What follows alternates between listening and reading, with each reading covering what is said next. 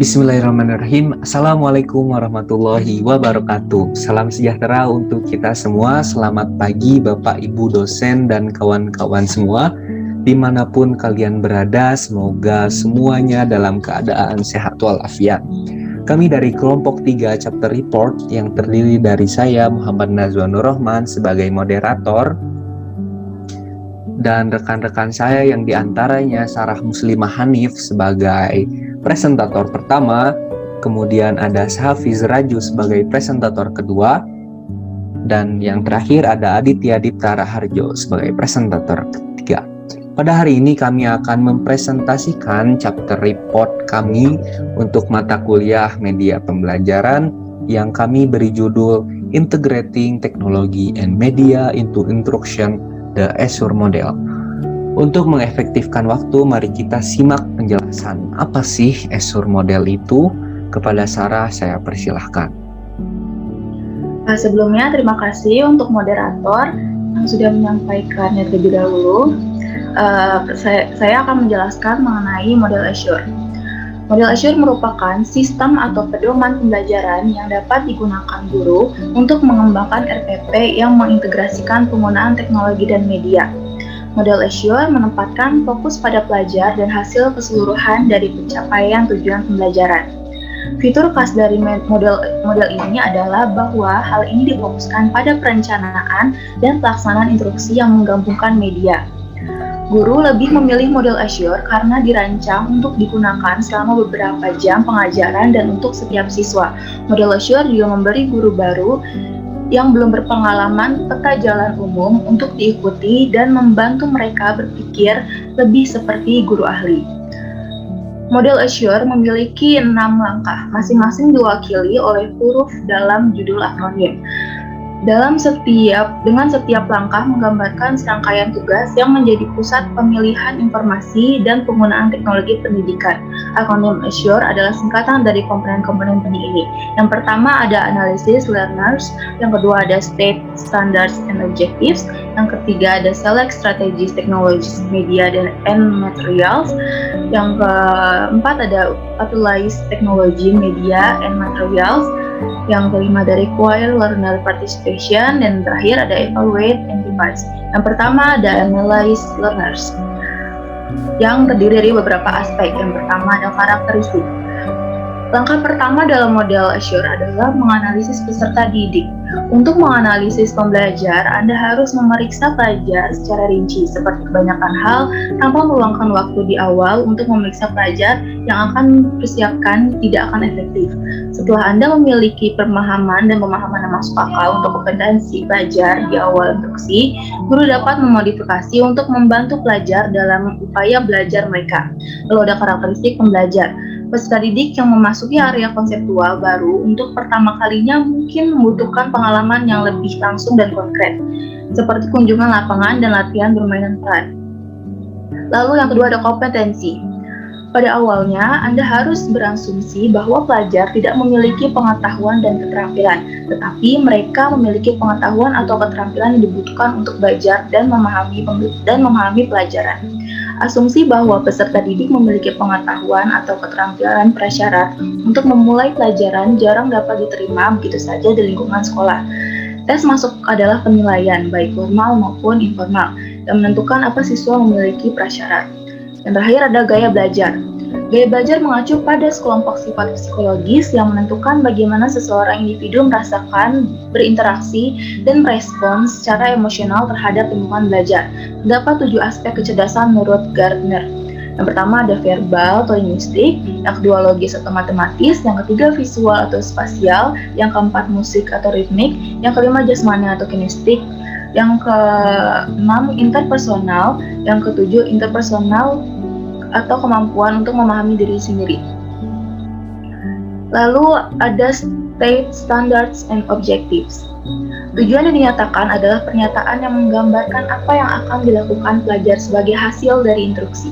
Dengan kata lain, tujuan adalah hasil belajar, yaitu apa yang akan dipelajari siswa dari pelajaran tersebut. Untuk mengembangkan tujuan yang tepat, Anda harus membingkainya dalam kerangka perilaku yang diinginkan. Sebagian besar tujuan mengandung 4 bagian. Yang pertama ada audiens, siapa pembelajar Anda. Yang kedua, perilaku yang akan didemonstrasikan. Yang ketiga, kondisi di mana perilaku akan diamati. Dan yang terakhir, sejauh mana keterampilan yang dipelajari harus dikuasai. Lalu tujuan harus dinyatakan dalam hal. Yang pertama, apa yang akan dapat dilakukan oleh pelajar atau audiens sebagai hasil dari instruksi. Yang kedua, kondisi di mana siswa atau peserta pelatihan akan tampil dan tingkat kinerja yang dapat diterima harus disertakan. Yang ketiga, langkah selanjutnya adalah menyatakan tujuan spesifik mungkin. Yang terakhir, tujuan dapat diturunkan dari penilaian kebutuhan atau silabus kursus. Lalu ada ABCD dari tujuan yang dinyatakan dengan baik. Pertama, tujuan yang dinyatakan dengan baik dimulai dengan menyebutkan audiens peserta didik untuk siapa tujuan tersebut dimaksudkan. Yang kedua, ini kemudian menentukan perilaku atau kemampuan untuk dipelajari. Dan yang terakhir, kondisi di mana kemampuan akan diamati. Menentukan sejauh mana keterampilan baru harus dikuasai, standar yang dengannya kemampuan dapat dinilai. Yang pertama ada audiens. Fokus pada apa yang dilakukan siswa, bukan apa yang dilakukan guru. Pembelajaran kemungkinan besar terjadi ketika pelajar aktif memproses ide secara mental atau mempraktikkan keterampilan secara fisik. Bukan apa yang dilakukan guru. Tujuannya dimulai dengan menyatakan kemampuan siapa yang akan diubah. Yang kedua ada perilaku. Inti dari tujuannya adalah kata kerja yang menggambarkan kemampuan baru yang akan dimiliki audiens setelah instruksi. Yang kedua, kata kerja ini kemungkinan besar akan mengkomunikasikan maksud Anda dengan jelas jika dinyatakan sebagai perilaku yang dapat diamati.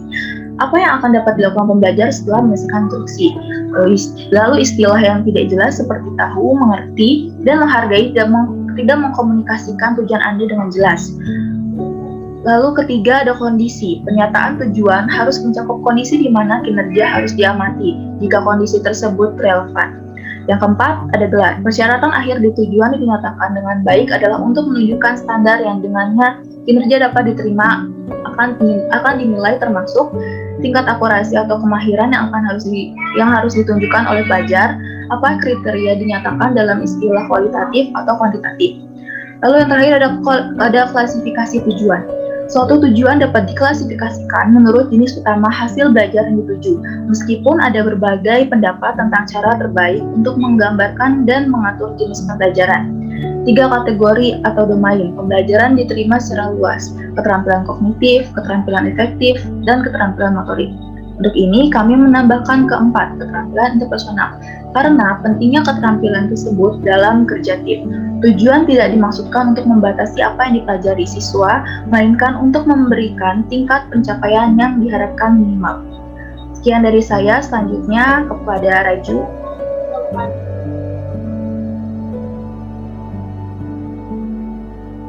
Baik, terima kasih. Sekarang akan saya lanjutkan klasifikasi tujuan.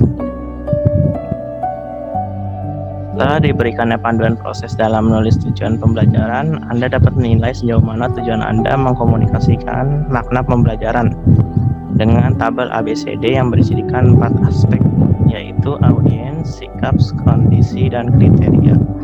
Dalam tujuan pembelajaran dan berbagai standar kurikulum, terdapat kekurangan, yaitu tujuan pembelajaran yang masih berbentuk formal tanpa memodifikasi apapun dan minimnya penggunaan teknologi dalam menunjang efektivitas kegiatan belajar mengajar. Menurut standar ISTE pada tahun 2007, aspek-aspek teknologi yang seharusnya digunakan dalam pembelajaran sebagai komponen untuk menunjang tujuan pembelajaran ada 4. Pertama, pemberian gambaran grafik, yang kedua penyajian PowerPoint, yang ketiga pemberian akses ke web-web sejarah, keempat itu ada pemberian aplikasi inspiratif. Selanjutnya ada tujuan pembelajaran dan perbedaan individu. Dalam tujuan pembelajaran sangat penting menyesuaikan dengan perbedaan individu agar potensi peserta didik tercapai secara utuh. Pada dasarnya setiap siswa memiliki karakteristik yang berbeda. Tujuan belajar sendiri tidak membatasi apa yang murid pelajari, tetapi berupaya menghasilkan pencapaian minimum. Peserta didik disarankan membentuk tujuan belajarnya sendiri selain berpedoman dari diskusi kelompok dan diskusi antar pendidik peserta didik supaya sesuai dengan karakteristik diri sendiri. Tingkat pembelajaran yang diharapkan berdasarkan studi kasus Asyur, yaitu pertama ada kurikulum, yaitu cara berkomunikasi dengan berbagai jenis lawan bicara.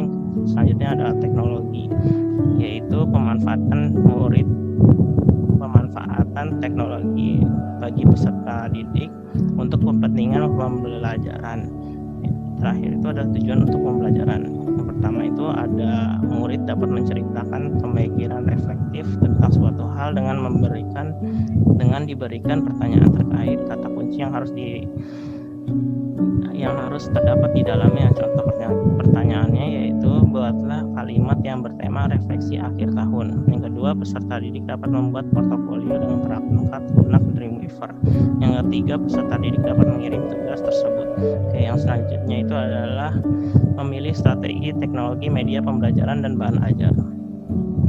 Dalam memilih strategi teknologi media pembelajaran dan bahan ajar terdapat 3 langkah. Yang pertama itu menentukan strategi. Dalam menentukan strategi, terlebih dahulu tentukan tipe pembelajaran yang akan digunakan. Apakah berpusat pada pemahaman guru ataupun berpusat terhadap keaktifan siswa. Wagner pada tahun 2008 menyarankan dalam menyelaraskan strategi dengan keikutsertaan aktif, gunakanlah alat atau aplikasi online dan dikombinasikan dengan kemampuan era 21, yaitu berpikir kritis, berpikir kreatif, dan lain-lain. Dalam menentukan strategi pembelajaran, hal utama yang dipertimbangkan yaitu pencapaian standar pemahaman dan pencapaian tujuan pembelajaran. Langkah selanjutnya itu ada menentukan media dan teknologi. Dalam menentukan media dan teknologi yang digunakan dalam pembelajaran dapat dipermudah dengan metode selection rubric. Di dalam metode ini terdapat beberapa kriteria untuk memudahkan guru dalam memilih. Di antaranya kriteria tersebut ada kesesuaian dengan standar hasil dan tujuan. Yang kedua, akurat dan memuat informasi terkini. Yang ketiga, bahasa sesuai dengan usia. Yang keempat, tingkat minat. Yang kelima, kualitas teknis. Yang keenam, kemudahan dalam menggunakan. Yang ketujuh, tanpa bias atau tanpa melibatkan seluruh etnis. Yang terakhir itu adalah panduan pengguna. Langkah selanjutnya itu menentukan, memodifikasi atau mendesain bahan ajar. Setelah menentukan strategi dan media pembelajaran, selanjutnya adalah langkah memilih bahan ajar. Terdapat 3 pilihan ketika memilih bahan ajar bagi pengajar, yaitu pertama, memilih bahan ajar yang telah ada.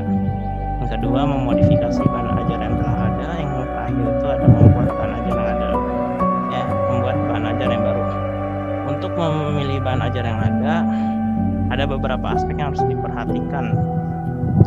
Di antaranya melibatkan spesialis media atau teknologi. Yang kedua, bekerja sama dengan pengajar lain. Yang terakhir, mensurvei panduan sumber referensi media. Dalam memodifikasi bahan ajar yang ada, yaitu pilihan ini menjadi solusi ketika bahan ajar yang ada kurang memenuhi tujuan pembelajaran yang telah ditentukan. Seperti contoh, ketika materi tersedia dalam PDF, pengajar dapat men-scan PDF tersebut dan memodifikasi menjadi hard copy berbentuk lembaran yang nantinya dibagikan setiap murid. Dalam membuat bahan ajar yang baru, ini dilakukan ketika bahan ajar yang tersedia tidak ada atau sulit untuk dimodifikasi pengajar. Di sini bisa dilakukan dengan beberapa macam alat aplikasi. Salah satunya PowerPoint. Yang selanjutnya itu ada memanfaatkan teknologi media dan bahan ajar. Di dalam langkah ini adalah ada 5P dalam memaksimalkan teknologi media dan bahan ajar, yaitu mereview teknologi media dan bahan ajar. Dalam langkah ini, pengajar mereview kembali teknologi media dan bahan ajar yang digunakan selama proses pembelajaran. Apakah memenuhi tujuan pembelajaran atau tidak? Jika sudah terpenuhi, tinggal mendesain pembelajaran dengan software pembantu. Jika belum memenuhi, mencari kembali dan mereview ulang agar peserta didik tidak terpapar konten yang tidak sesuai. P yang kedua itu adalah prepare, menyiapkan teknologi media dan bahan ajar. Dalam menyiapkan teknologi media dan bahan ajar seharusnya sesuai dengan tujuan pembelajaran yang akan ingin dicapai. Yang P ketiga itu prepare, menyiapkan lingkungan. Setiap pembelajaran memiliki kriteria kelas atau tempat yang berbeda-beda, sehingga pengajar perlu mengecek apakah kelas tersebut sudah sesuai dan berfungsi dengan baik atau tidak. P yang keempat itu adalah prepare, menyiapkan peserta didik. Pencapaian dalam pembelajaran sangat bergantung dengan kesiapan peserta didik terhadap pembelajaran. Oleh karena itu, dibutuhkan pemanasan dalam pengenalan terhadap siswa secara perlahan agar pembelajaran dapat berjalan dengan efektif. Ada beberapa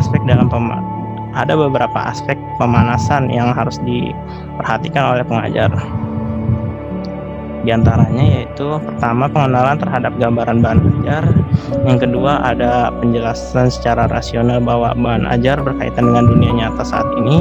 Yang ketiga, kalimat motivasi yang memunculkan perasaan bahwa peserta didik harus mempelajari bahan ajar.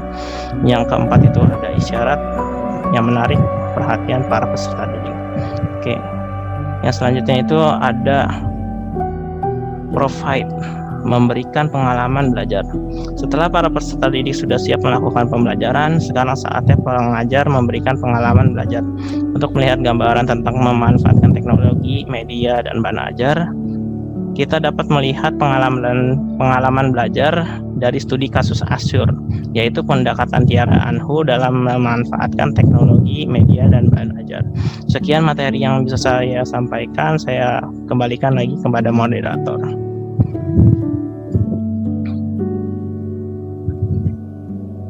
Baik, terima kasih Raju. Selanjutnya kita akan mendengarkan pemateri dari Adit. Untuk Adit saya persilahkan. Ya, baik, terima kasih. Apakah suara saya sudah terdengar? Terdengar. Ya, baik. Memakai skill presentasi di ruang kelas. Untuk bagian perencanaan, analisis peserta didik Anda, apa kebutuhan, nilai, latar belakang, tingkat pengetahuan, dan kesalahpahaman peserta didik Anda. Tentukan tujuan pembelajaran, tentukan manfaat dan alasan, identifikasi poin-poin penting, identifikasi subpoin dan detail pendukung, atur presentasi dalam urutan yang logis. Lalu berlatih, gunakan kata kunci dari presentasi Anda daripada naskah sehingga Anda berbicara dan tidak membaca. Jalankan presentasi secara mental untuk meninjau setiap ide dan lakukan latihan stand up di ruangan yang akan Anda presentasikan. Latih jawaban atas pertanyaan yang Anda antisipasi dari peserta didik. Lalu pengaturan, periksa pengaturan ruangan dan pastikan peralatan berada di tempat dan operasional. Lalu di dalam presentasi tentunya ada kecemasan. Kegugupan dan kegembiraan adalah hal yang normal sebelum dan selama presentasi berlangsung.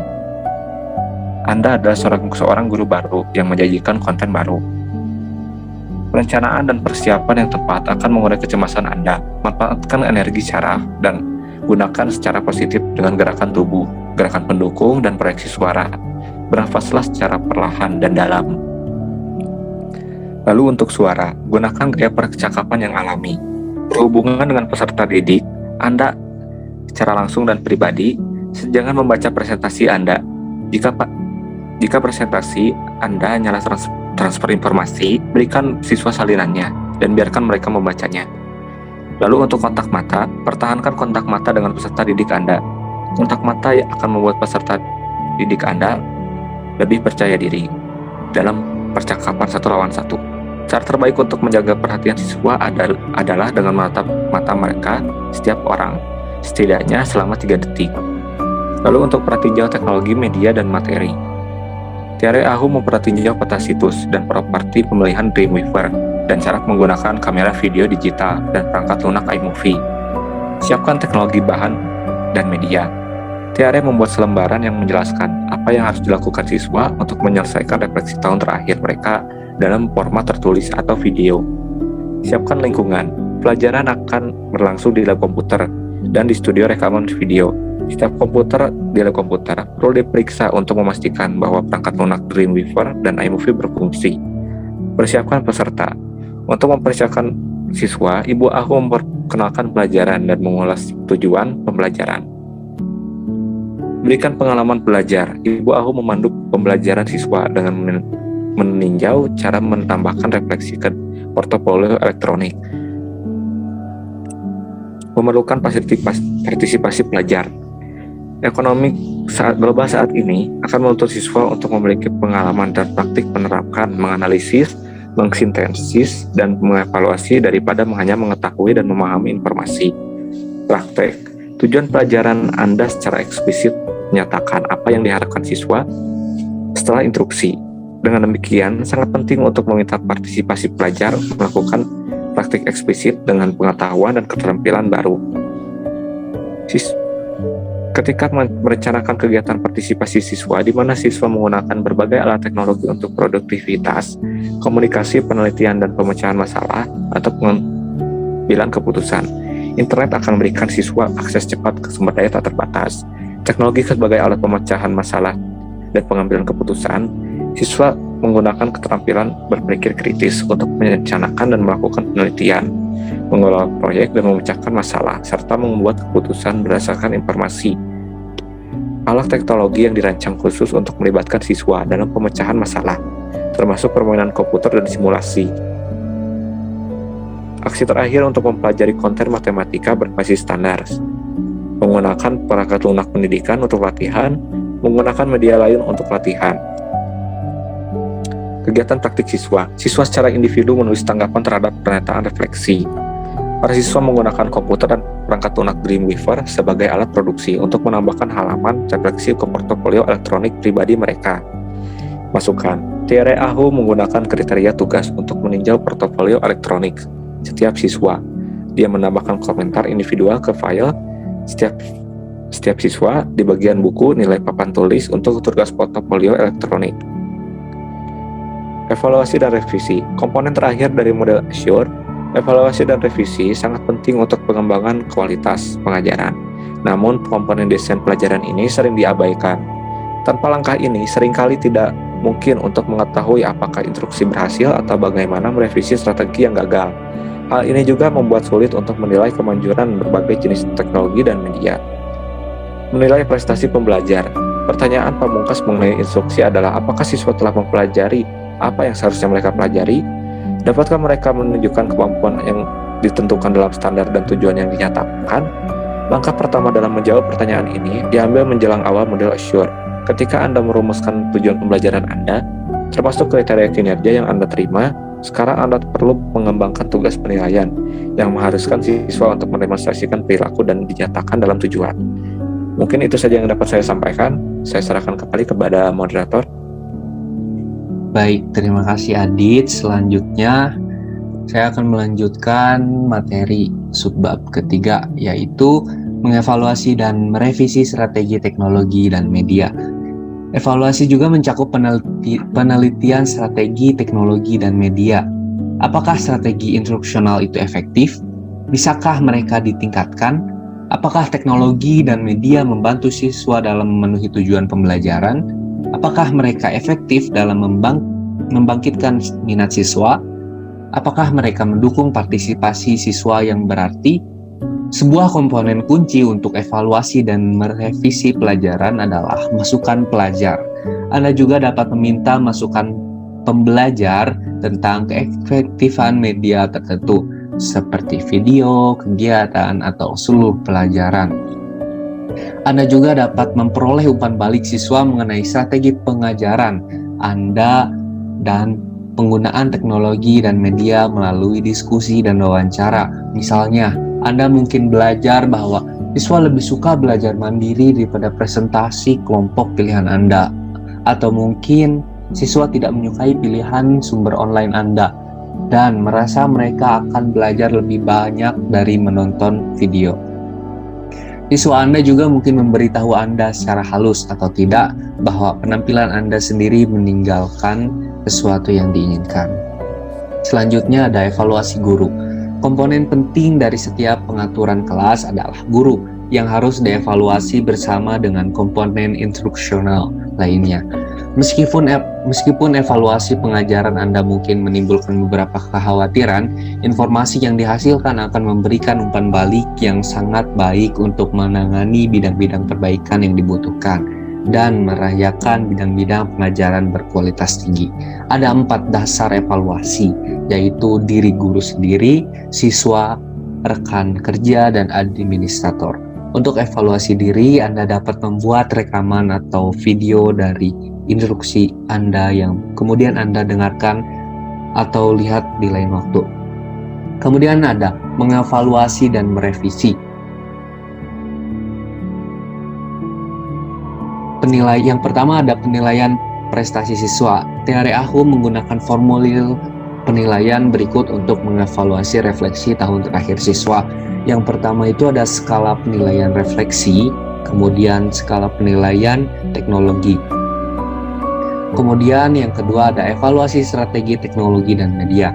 Untuk mengevaluasi strategi teknologi dan media yang digunakan, TRE AHU melakukan kegiatan pembekalan bersama siswa. Selain itu, dia berbicara secara informal dengan siswa selama seluruh proses pembelajaran. Ibu AHU mengundang komentar yang membahas pentingnya menggunakan portofolio elektronik untuk menilai pembelajaran dari waktu ke waktu. Tujuan utama dari sesi tanya jawab ini adalah untuk menentukan apakah menurut siswa membuat portofolio elektronik bermanfaat. Selain itu, mereka diminta untuk menuliskan ide-ide mereka untuk memperbaiki pelajaran. Kemudian yang terakhir ada revisi. Siswa dan Bu AHU mengisi formulir yang dikembangkan guru untuk evaluasi keseluruhan pencapaian siswa, strategi, teknologi, dan media. Ibu AHU juga membandingkan tanggapan siswa dan nilai rata-rata keseluruhan dengan persepsi sendiri. Untuk butir-butir yang tampak tidak sesuai, TRE akan membahas perlunya revisi dalam pilihan kegiatan pembelajaran, pilihan teknologi dan media, serta bahan evaluasi. Kemudian di dalam revisi ada revisi strategi teknologi dan media. Langkah terakhir dari siklus instruksional adalah duduk dan melihat data penilaian dan evaluasi Anda. Periksa perbedaan antara niat Anda dan yang sebenarnya terjadi. Apakah prestasi siswa tidak mencapai satu atau lebih tujuan pembelajaran? Bagaimana reaksi siswa terhadap strategi pembelajaran, teknologi, dan media? Apakah Anda puas dengan nilai bahan yang Anda pilih? Refleksikan pelajaran dan setiap komponennya. Buat catatan segera adalah setelah selesainya pelajaran, dan rujuklah sebelum Anda menerapkan pelajaran itu lagi. Jika data evaluasi Anda menunjukkan kekurangan, sekaranglah saatnya untuk kembali ke bagian rencana yang salah dan merevisinya. Model ini berfungsi, tetapi hanya jika Anda terus-menerus menggunakan untuk meningkatkan kualitas pengajaran Anda, seperti dalam studi kasus Azure di halaman sebelumnya. Mungkin segitu saja yang dapat kita sampaikan. Terima kasih banyak atas perhatiannya. Mohon maaf jika masih banyak salah kata, baik disengaja maupun tidak. Kami dari kelompok 3 Chapter Report izin pamit undur diri. Wassalamualaikum warahmatullahi wabarakatuh.